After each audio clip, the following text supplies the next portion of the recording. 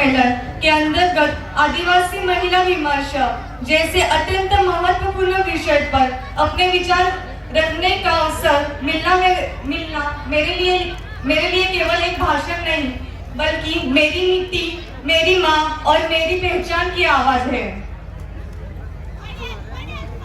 आदिवासी महिला केवल घर संभालने वाली स्त्री नहीं है, बल्कि वह जंगल की रक्षक है, संस्कृति की संवाहक है और पीढ़ियों से ज्ञान को समझने वाली गुरु है, जिसके परिश्रम से खेती जीवित है, जिसके गीतों से परंपरा सांस लेती है और जिसकी शांति व सहनशीलता में परिवर्तन के बीच छिपे हैं।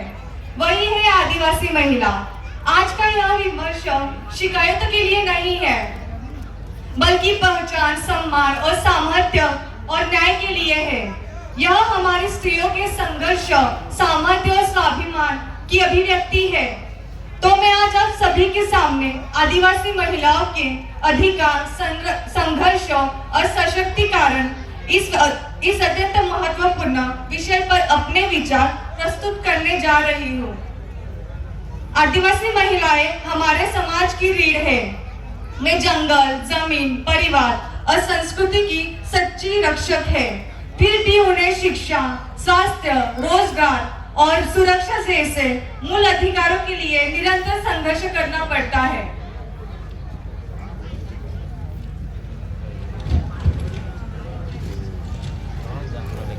मैं आपका ज्यादा टाइम नहीं लूंगी, सिर्फ 2-3 पॉइंट्स ही बोलूंगी, सो डोंट वरी।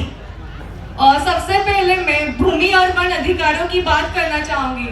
जैसे कि वन अधिकार अधिनियम के अनुसार वन अधिकार अधिनियम 2006 के अनुसार वन भूमि पर अधिकार देते समय पति और पत्नी दोनों का नाम होना अनिवार्य है। मतलब दोनों पति और पत्नी का नाम होना ही चाहिए, नहीं तो मतलब कभी कभी पति का ही नाम होता है, पत्नी का नाम नहीं होता, तो वो गलत है। दोनों का नाम होना अनिवार्य है। इसके साथ ही पैसा कानून, जैसे कि बहुत मैम लोगों ने बोला पैसा कानून कितना इम्पोर्टेंट है, वैसे ही पैसा कानून कितना जरूरी है, वैसे ही पैसा कानून के तहत ग्राम सभा में आदिवासी महिलाओं की भागीदारी को कानूनी मान्यता दी गई है। गांव के संसाधनों और विकास से जुड़े निर्णयों में महिलाओं की भूमिका अनिवार्य है। अब मैं अत्याचार प्रतिबंधक कानून 1989 की बात करना चाहूंगी। यदि किसी गैर आदिवासी द्वारा किसी आदिवासी महिला पर शारीरिक या मानसिक अत्याचार किया जाता है, अपमान किया जाता है या अन्याय होता है, तो इस कानून के अंतर्गत कठोर सजा का प्रावधान है। इस कानून आदिवासी महिलाओं के लिए एक मजबूत सुरक्षा कवच है।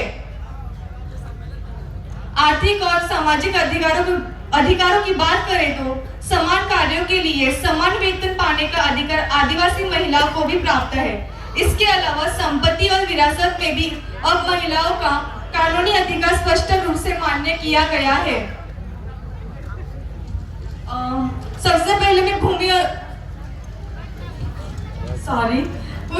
आज भी कुछ क्षेत्रों में डाकिन जैसी चीजें बोली जाती है, जो कि सरासर मतलब पूरा अंधश्रद्धा है।